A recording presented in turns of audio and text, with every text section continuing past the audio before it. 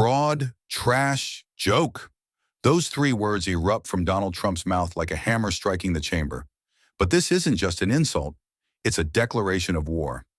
In the last year alone, over 27 million Americans have tuned in to watch hearings filled with anger, racial tension, and political theater. And today the stage is set for the most explosive confrontation yet. Jasmine Crockett, branded a fraud by Trump himself, refuses to bow down. She walks into this hearing not as a victim, but as a warrior for justice.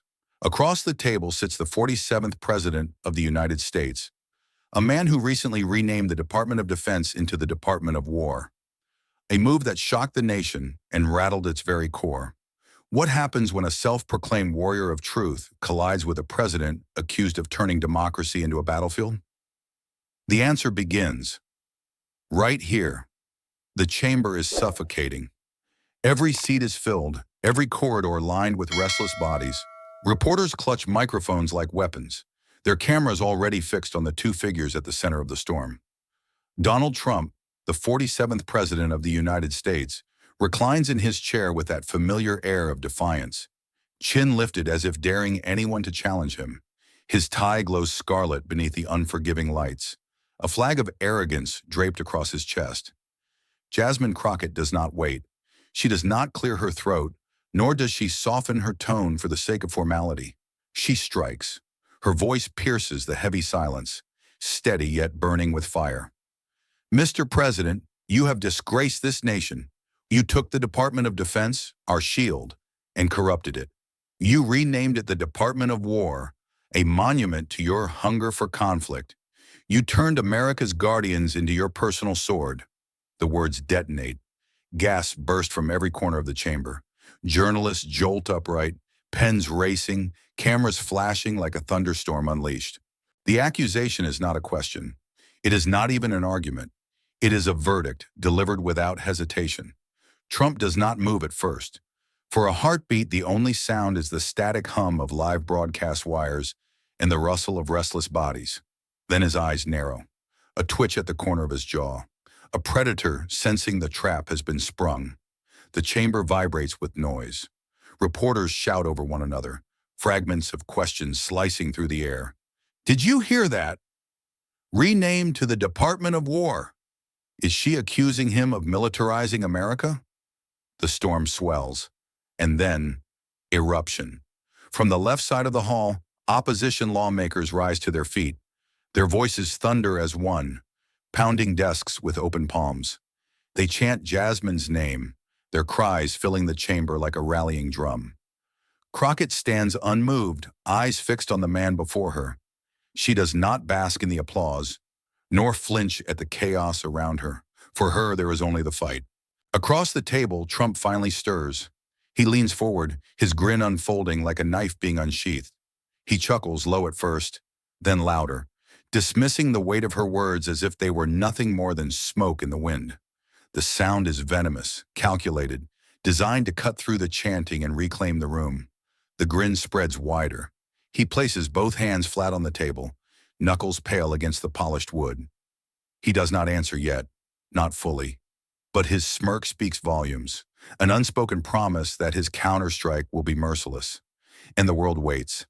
Viewers across continents sit frozen before their screens. In New York living rooms, in Texas diners, in crowded pubs from London to Seoul, millions watch history unfold in real time. The comment streams overflow. She called him out. War Department? Is this real? Panam, Crockett just declared war on Trump himself. Every heartbeat in the chamber pounds like a drum of war. Every camera light burns hotter. Every breath tastes of anticipation. This is no ordinary hearing. This is no routine exchange of politics. It is combat, raw, unfiltered, brutal. Crockett has fired the first shot, and Trump, smiling that dangerous smile, is preparing to return fire. The chamber braces itself as though the walls themselves know what comes next. The storm has begun, and if you've made it this far, you already feel the fire in this story. To keep walking with us through every twist, every clash, every revelation, make sure you subscribe to Harrison Stories, because what happens next, you will not want to miss. And what happens next begins with a smile. Trump's smile. Not the warm, polite curve of a leader, but the cold smirk of a man who sees the chamber as his stage and the nation as his audience. He leans back in his chair, savoring the uproar Jasmine has unleashed, and then, like a seasoned performer hitting his cue, he strikes. Fraud, trash, joke. His voice booms across the hall, dripping with contempt. That's all you are, Congresswoman. A fraud who parades in front of cameras, a loudmouth who mistakes shouting for strength, a joke dressed up as justice. The chamber erupts. Gasps, shouts, laughter. It collides in a storm of noise. Trump doesn't pause. He slams a thick binder onto the table, papers spilling like shrapnel. You call me a warmonger? Let me show you facts, not your phony outrage. He flips page after page, waving charts at the cameras. $700 billion invested in defense. Tens of thousands of new jobs in American factories. Billions dedicated to our veterans. Does that sound like war to you? Or does it sound like keeping America safe while you sit there screaming? His words thunder. Supporters on his side of the aisle pound their desks in approval, their voices rising in a chant that drowns out the opposition. But outside, the fight spills into the streets. Trump loyalists wave banners of red, chanting his name as if it were a battle cry. Across the barricades, Jasmine's supporters answer back, their signs painted with words like, "Justice, not war," and "Crockett for truth." The clash is deafening. Sirens wail, police lines strain, voices spit venom. Traitor! Criminal! Warlord! Inside, the gavel pounds for order. Reporters lean forward, shouting over one another, their microphones thrust like bayonets. Mr. President, are you admitting the War Department exists? Congresswoman Crockett, do you have proof of misuse of funds?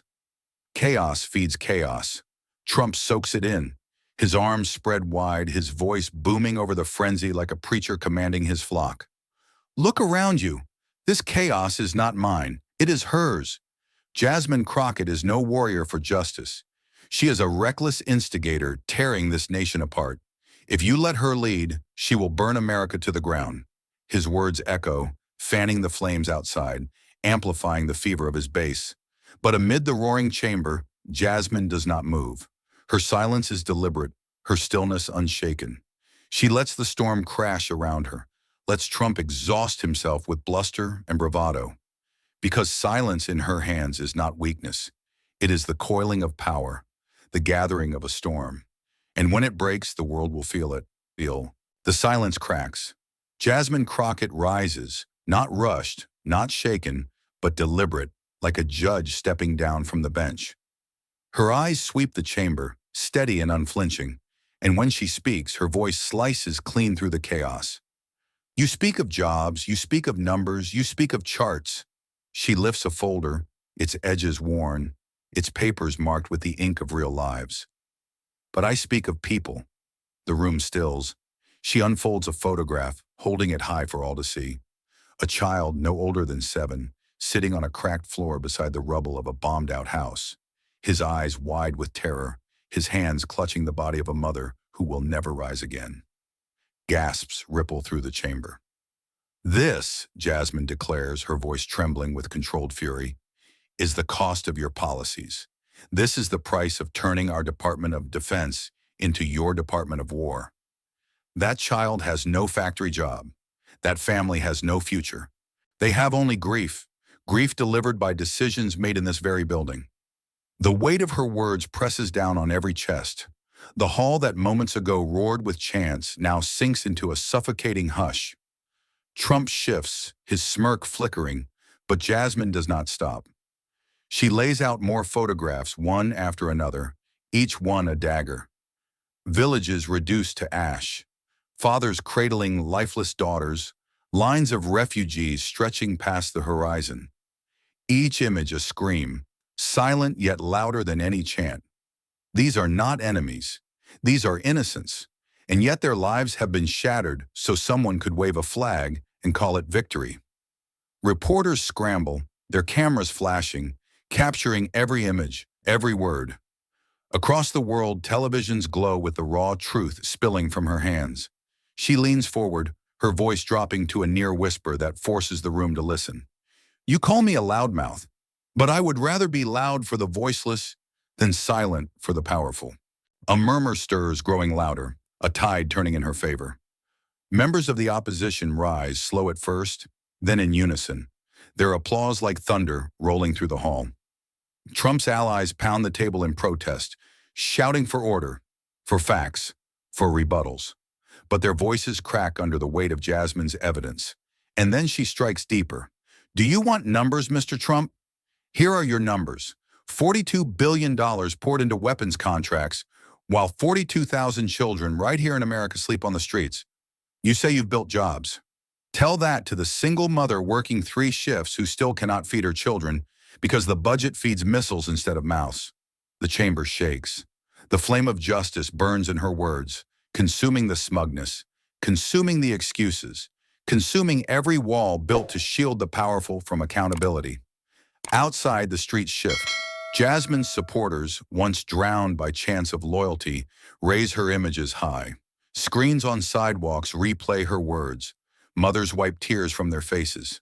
Veterans in worn jackets nod slowly, silently. Her voice carries beyond walls, beyond cameras, beyond politics.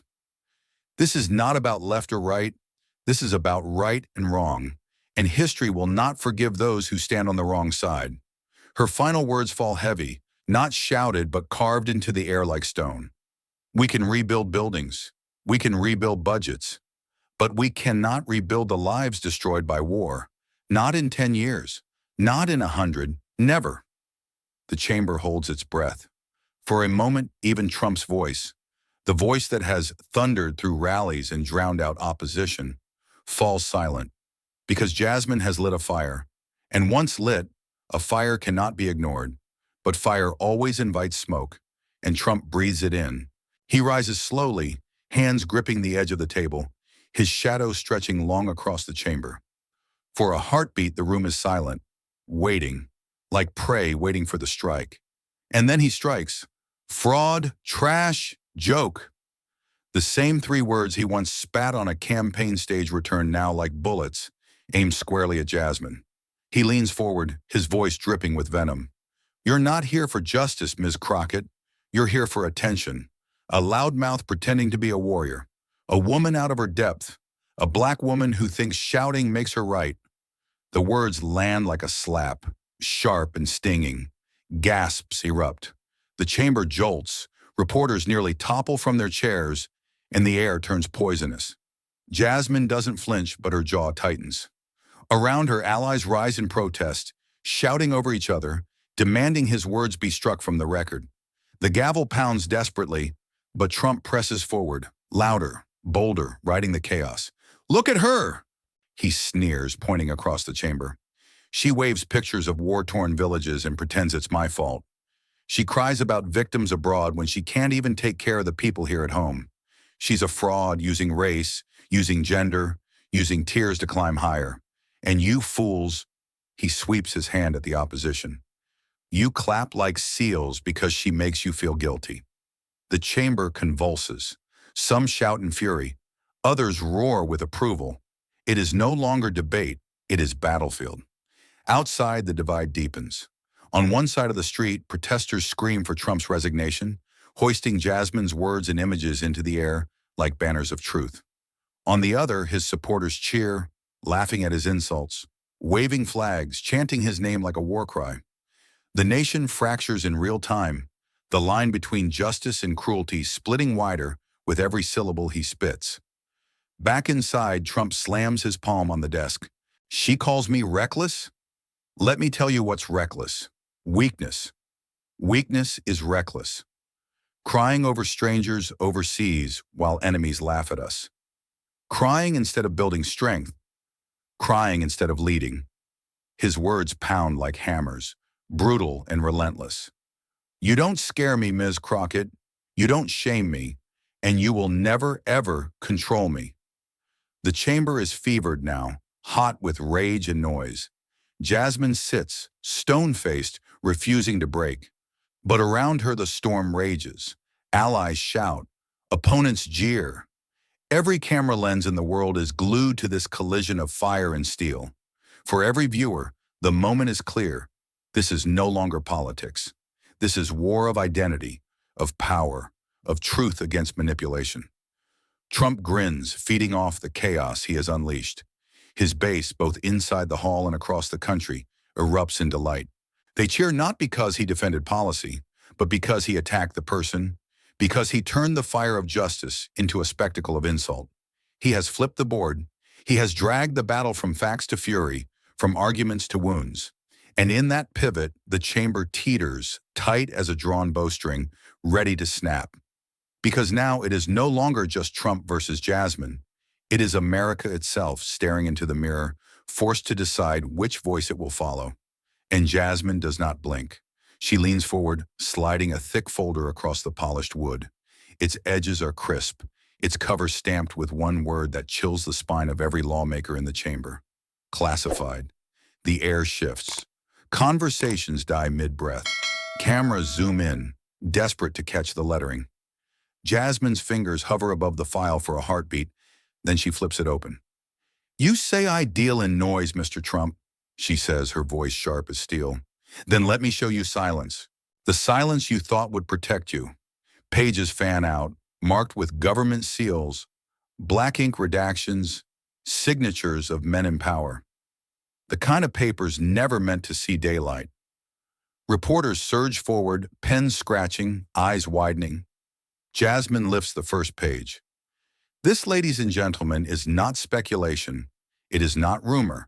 It is a leaked memorandum, signed under your administration, detailing the rebranding of the Department of Defense into the so-called Department of War. She pauses, letting the words hang heavy.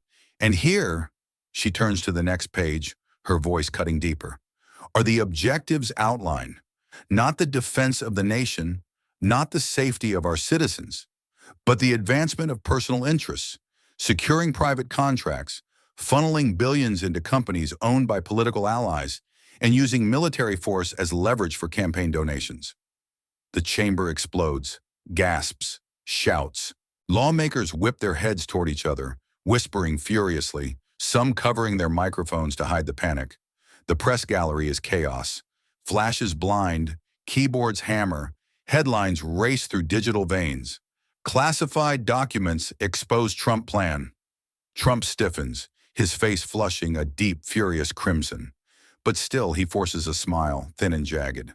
The smile of a cornered animal, sharpening its teeth. Jasmine presses on. "It wasn't about protecting our people. It was about protecting your empire. You turned the machinery of war into your personal chessboard, and every pawn was an American life." She holds up another page, stamped top secret. Here, plans for troop deployments not tied to national defense, but to the extraction of resources overseas. Oil fields, rare minerals, contracts guaranteed for companies with direct ties to your inner circle. You promised jobs, Mr. Trump, but what you delivered was blood for profit. The chamber's electric, like lightning surging through every vein.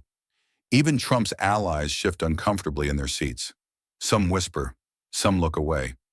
None can ignore the evidence staring back at them. Jasmine steps closer, her voice lowering but carrying even more weight. "You called me weak. You called me loud. But I don't need to shout to be heard. These documents scream for themselves. And they scream betrayal." The words echo, bouncing off the marble walls, reverberating into history. Trump grips the desk so tightly his knuckles bleach white. His jaw clenches. His smirk twitches, breaking under the weight of exposure. But still, he refuses to yield. He lets out a low, bitter laugh, the sound of defiance wrapped in venom. "Leaked papers, forged signatures, manufactured lies." His voice drips with scorn. "This is the best you've got? A folder of fakes? You think you can take down a president with photocopies?" But the laughter feels thin, forced, like a shield cracking. The chamber doesn't fully buy it. The murmurs continue, louder, more frantic. Reporters shout questions. Lawmakers call for verification. The gavel slams again and again, but order is gone. Jasmine doesn't rise to his bait.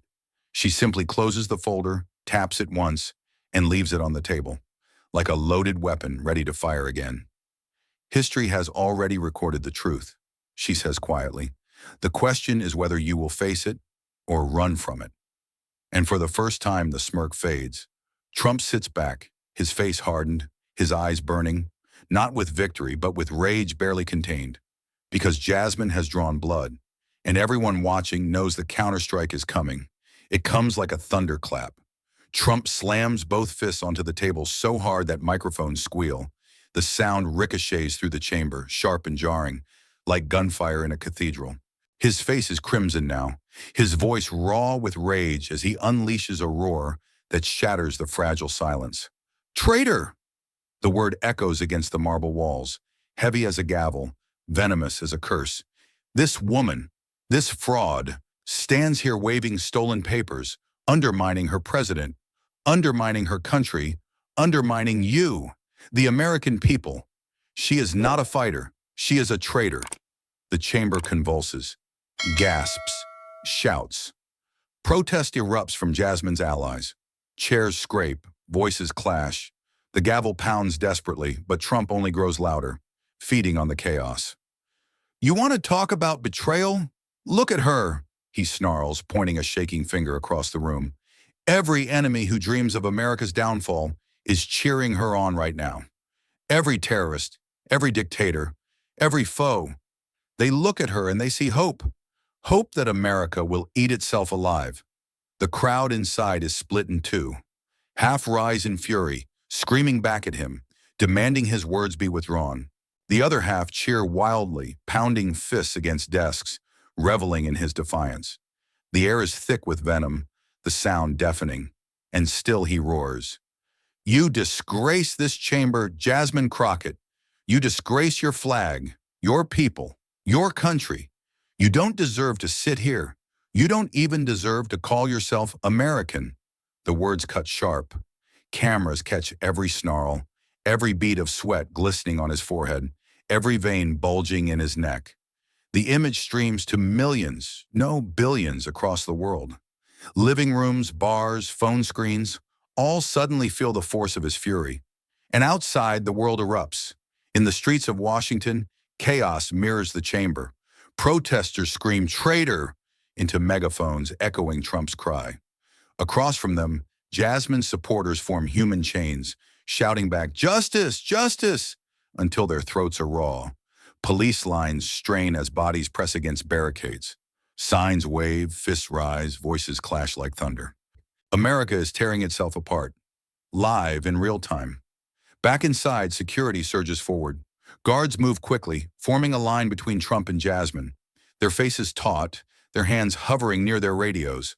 The gavel slams over and over, desperate to restore control. But the noise drowns it out completely. Trump pounds the desk again, his voice breaking into a raw scream.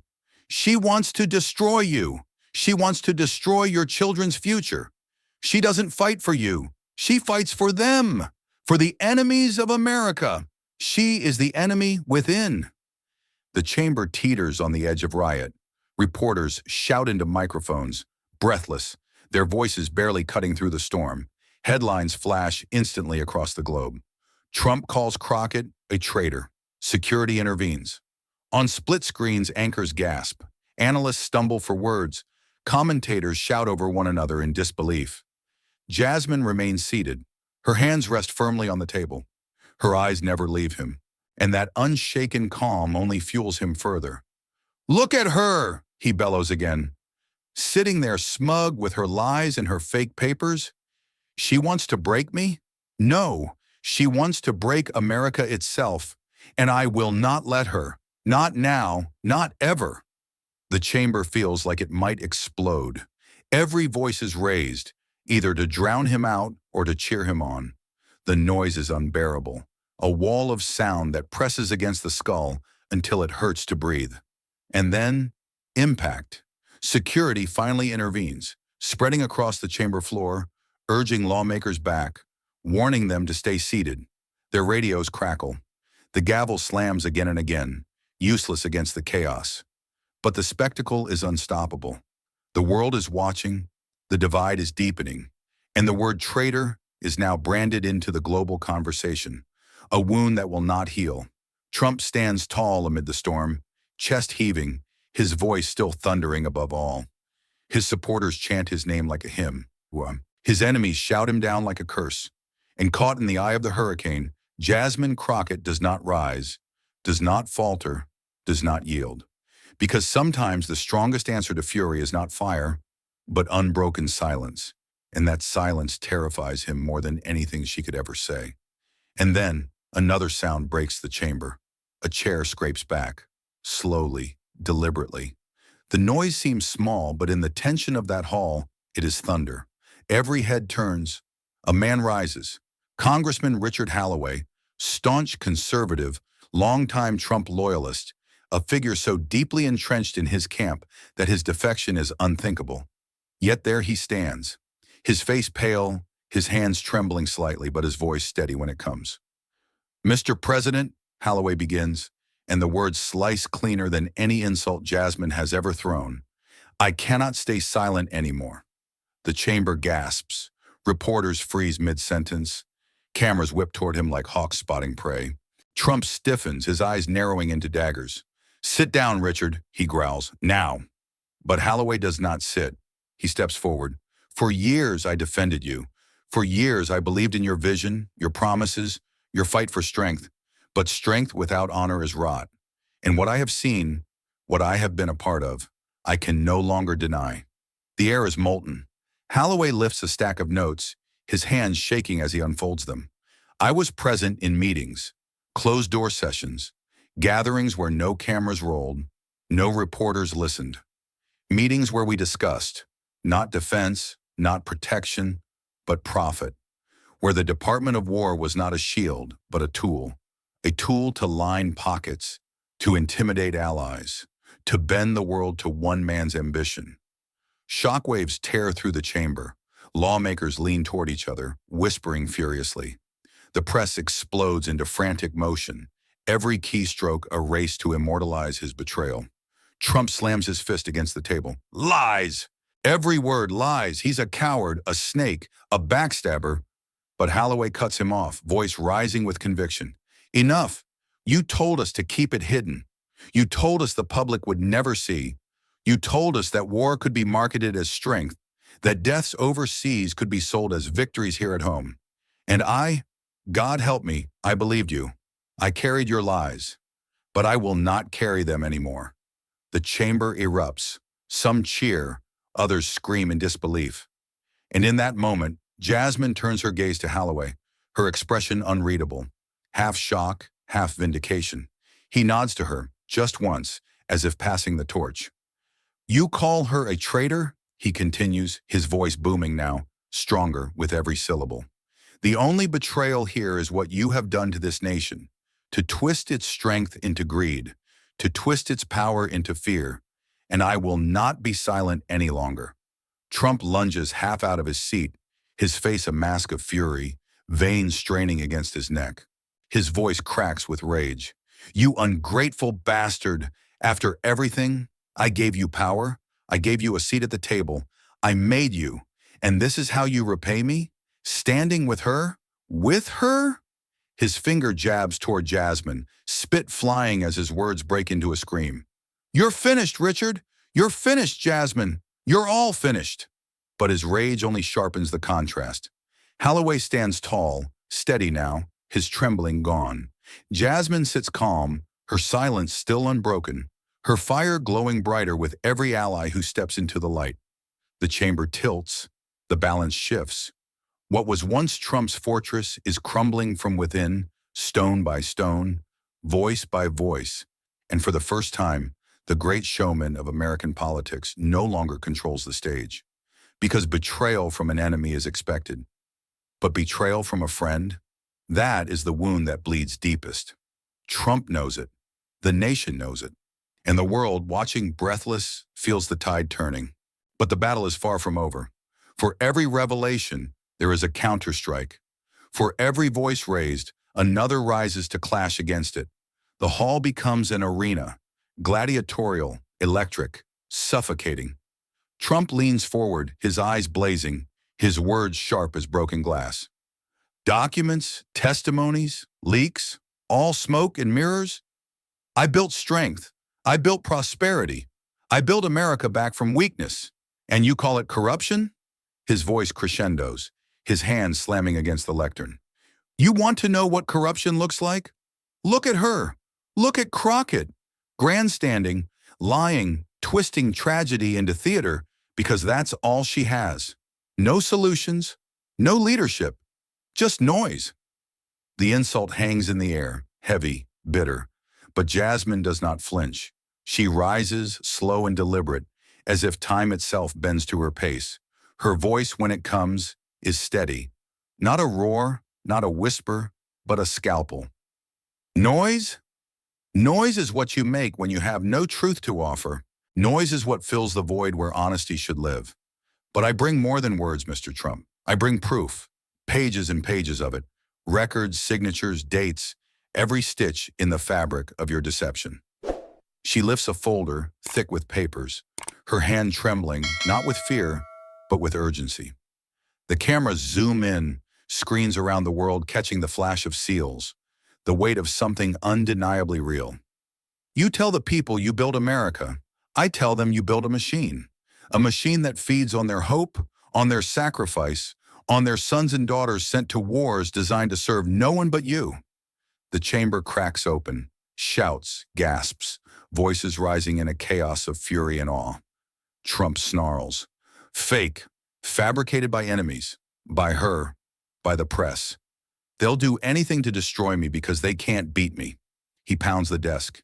The echo ricochets through the chamber like cannon fire. For a moment, silence reigns. Then Jasmine steps closer.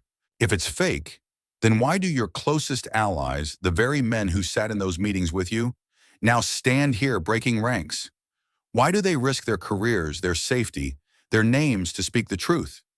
Because truth does not need permission to exist. It burns through lies, it burns through fear, and today it is burning through you.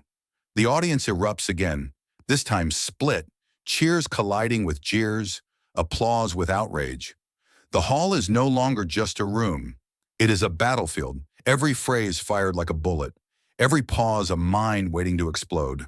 The global audience cannot look away. Screens in cafes, in living rooms, in crowded city squares flicker with the drama.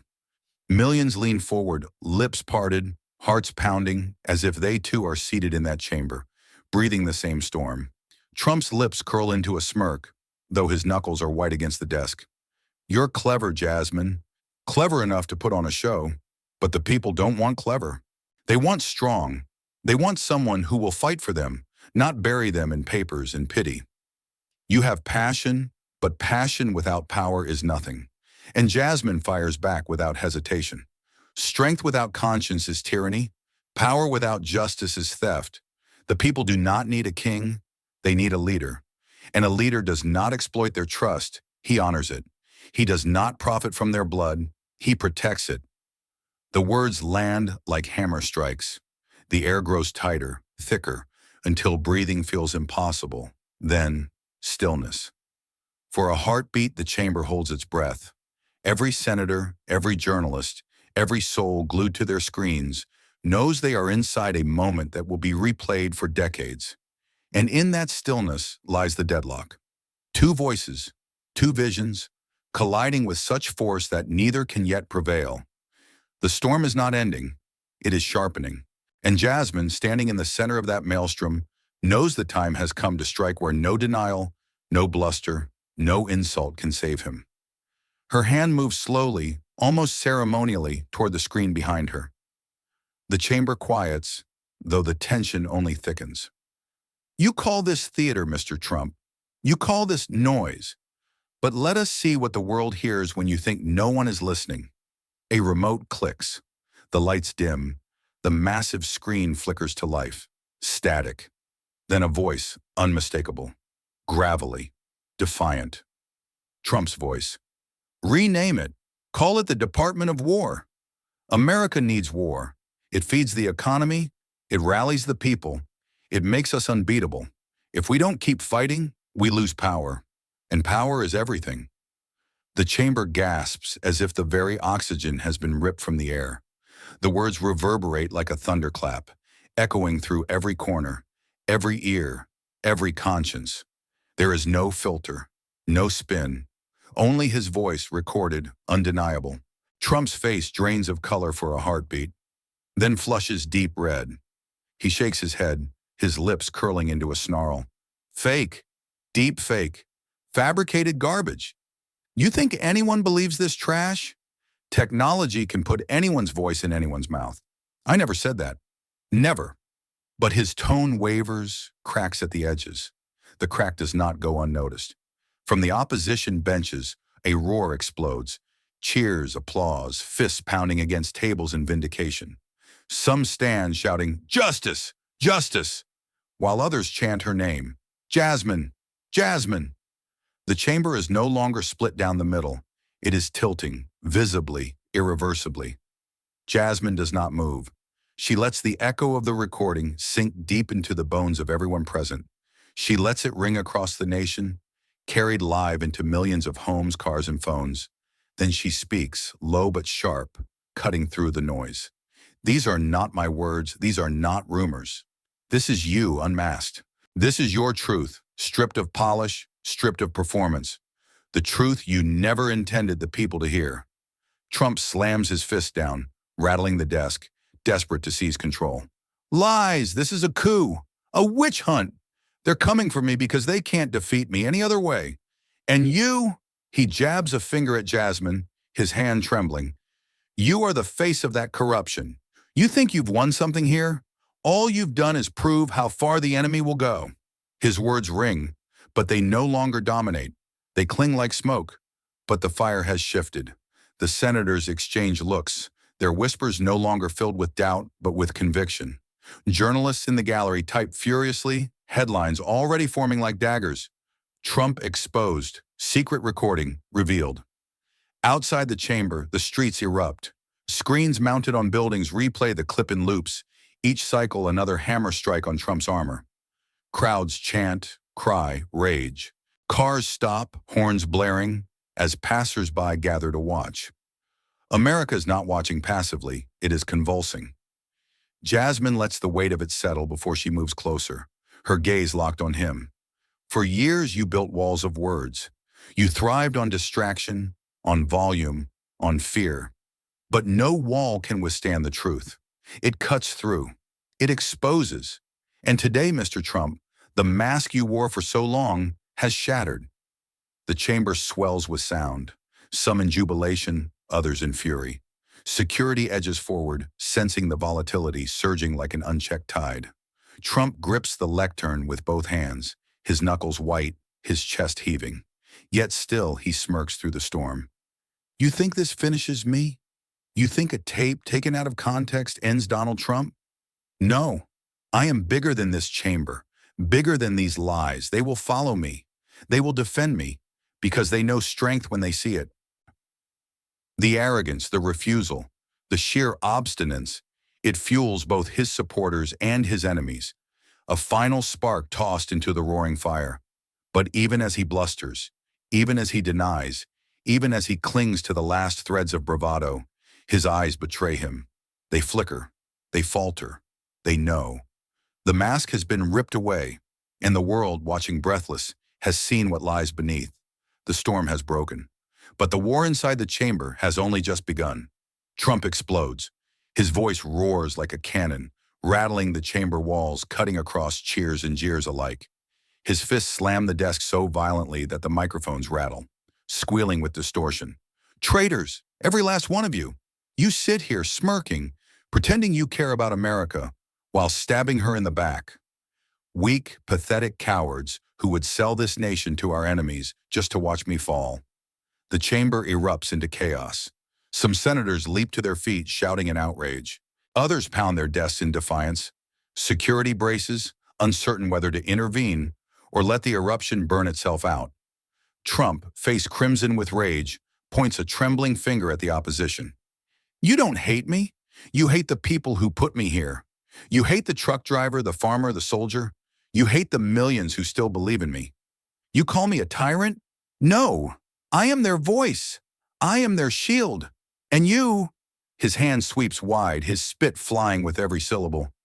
You are nothing but parasites, leeches, feeding on the strength of real Americans.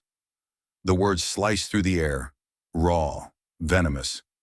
For a moment, some in his camp cheer, their applause sharp, almost desperate. The chant of Trump, Trump, Trump rises again from his most loyal defenders in the gallery above. But outside these walls, the world watches with different eyes. On every screen across America, in diners, living rooms, and crowded sidewalks, people lean closer, not with admiration, but with suspicion. Something in his fury feels off. Something in his desperate performance rings hollow. Trump steadies himself, lowers his voice, and shifts his tone. The anger remains, but it bends now into something almost solemn. I didn't do this for me. I never needed this job. I never needed the power, the fame, the spotlight. I had all of that. I stepped into this fire for one reason: America. For the love of this country. Every decision I made, every risk I took was to make us strong, to keep us safe, to protect the future of our children. He pauses, letting the words settle. His eyes sweep across the chamber, seeking any flicker of doubt, any seed of sympathy. You call me corrupt, you call me dangerous, but what is more dangerous than weakness? What is more corrupt than surrender? I fought because America deserves a fighter, and history will remember me as the man who stood when all of you chose to kneel. The chamber falls into a hush. His words hang heavy, crafted to pierce the hearts of those still undecided. Some nod slowly, some lean back, uneasy. But then, outside, in the streets, the reaction begins to shift. Crowds gathered around screens are not chanting his name. They are murmuring, frowning, whispering to one another. The clip of the secret recording replays on loop beside his speech. The words colliding, contradicting, unraveling his claim of sacrifice. If we don't keep fighting, we lose power, and power is everything. The voice on the tape echoes again and again, drowning out his solemn plea. In living rooms, fathers shake their heads. In diners, mothers clutch their coffee mugs tighter. In city squares, veterans stare, their jaws tight, their eyes burning. The illusion is cracking. Back in the chamber, Jasmine rises slowly. She does not shout, does not rush. She lets the silence gather around her like armor. You say you fought for America, but the truth is clear.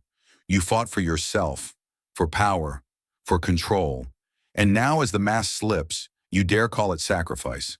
But sacrifice is giving, not taking. Sacrifice is service, not empire. Sacrifice is silent honor, not thunderous self-praise. Her words are not loud, but they ripple, amplifying as if carried by the very walls. The opposition rises behind her, like a tide swelling against a crumbling shore. The gallery erupts again, this time louder than before. Chants of "Justice! Justice!" rising over the chaos. Trump's jaw tightens. He snarls. But even in his fury, even in his desperate declaration of love for America, the weight of doubt hangs in the chamber. For the first time, the man who thrived on fury and spectacle looks small within it. The world has seen his rage. The world has heard his defense. And the world is beginning to decide. The storm is no longer his weapon. It is the fire consuming the mask he built. And Jasmine knows. This is the moment. Not to argue, not to spar, but to finish. She rises once more, her figure illuminated by the harsh glow of cameras, her every breath echoing in the hushed, expectant chamber. Her gaze pierces straight through Trump, holding him in place as though the walls themselves had closed in around him. When she speaks, her voice does not rise to a scream. It sharpens, cutting clean, each word deliberate, each syllable like a blade drawn across steel. You speak of sacrifice. You speak of strength. You speak of fighting for America. But the truth, Mr. Trump, is this. She steps forward, the silence swelling, hearts pounding, millions leaning closer to their screens. You did not protect this nation. You turned it into a battlefield. You made war not against our enemies abroad, but against our own people. You renamed defense into war. You turned our sons and daughters into pawns for your hunger. You didn't shield America. You scarred her. The words strike like thunder, reverberating across the marble chamber. across the millions of homes tuned in, across the conscience of a weary nation. And then, applause. First a ripple, then a wave, then a tidal surge that engulfs the hall. Senators stand, pounding their desks, clapping, shouting. From the galleries above, voices chant her name with unrestrained fervor. Jasmine! Jasmine! Jasmine! The chamber shakes under the force of it. The cameras pan across the room, catching faces lit with hope, others with rage but none untouched. Trump does not move. His jaws set, his face pale yet burning red at the edges, his lips pressed tight as though sealing the fury behind them. His eyes, however, betray him, burning with venom, locked on Jasmine with a hatred so raw it chills even his allies. For years he had thrived in chaos, wielding fury as his sword. But now stripped bare, his voice caught in his throat, he sits silent. A silence louder than any roar. Jasmine does not gloat. She does not smile. She lets the applause wash over her like a storm she has summoned, but does not control. When at last she speaks again, it is softer, but every microphone catches it, carrying it across oceans. History will not remember your excuses. It will not remember your slogans. It will not remember the noise. It will remember the truth. And today, that truth is undeniable. You did not defend the homeland. You betrayed it. The applause swells again, deafening, unstoppable. Trump grips the edges of the lectern, knuckles white, veins straining. For a moment it seems he might rise, might unleash one final torrent, but nothing comes. His mouth opens, then closes. A hollow motion. The once commanding voice of fury is gone. All that remains is the glare in his eyes, a fire of hatred that cannot extinguish the truth now seared into the chamber, into the nation, into history itself. The networks cut live to scenes across America. Crowds cheer in the streets, strangers embrace, horns blare, fireworks erupt in spontaneous bursts of color. The tape plays again and again alongside Jasmine's words, the pairing immortalized in real time. Back in the chamber, Jasmine lowers the folder of evidence to the desk, her hands steady at last. She turns not to Trump but to the room, to the nation beyond it. Let the record show, America belongs not to war, not to fear, not to one man's hunger for power. It belongs to its people, and its people will not be silenced. The chamber roars. Trump remains still, his silence an admission, his glare a futile weapon. The titan who once commanded storms now sits alone within one he cannot tame. The mask is gone, the fury spent, and the strike has landed. Jasmine Crockett has delivered the final blow. But even as the chamber echoes with the thunder of applause, the tremors ripple outward. Beyond those walls, the nation shudders. Within minutes, headlines scream across every screen, every paper, every feed. Crockett crushes Trump. Final blow in historic clash. America at the crossroads. The words blaze in flashing red banners. Anchors speak in rushed tones. Analysts scramble. And across the globe, nations watch the spectacle of American democracy at its most raw, most volatile, most divided. In Times Square, the giant screens replay Jasmine's words on loop, her voice booming across the neon canyon of light. You did not defend the homeland. You betrayed it. Crowds roar, waving flags, chanting her name, tears streaming down faces that had long hung heavy with disillusion. But in other corners, anger boils. Trump loyalists flood the streets waving banners, shouting of betrayal, screaming that the fight is not over. Conspiracies spread like wildfire, fueling rage, feeding division. Two Americas rise from the ashes of one speech, one cheering victory, one vowing vengeance. And Jasmine? She steps from the chamber into the glaring daylight, her figure framed by the marble columns of Congress, cameras flashing like lightning in a summer storm. For a moment, she pauses at the top of the steps. The crowd below erupts. Thousands gathered, voices thundering her name, their hands raised as though hailing a warrior returned from battle. Her face is calm, yet her eyes shimmer with something more than triumph, responsibility, the weight of history pressing upon her shoulders. She does not smile. Instead, she raises her hand, not in victory, but in vow. A vow that justice is not an end, but a duty. And in that instant, her image crystallizes. Across the world, newspapers will carry that photo. The lone figure in white standing against the storm, bathed in the roar of the people.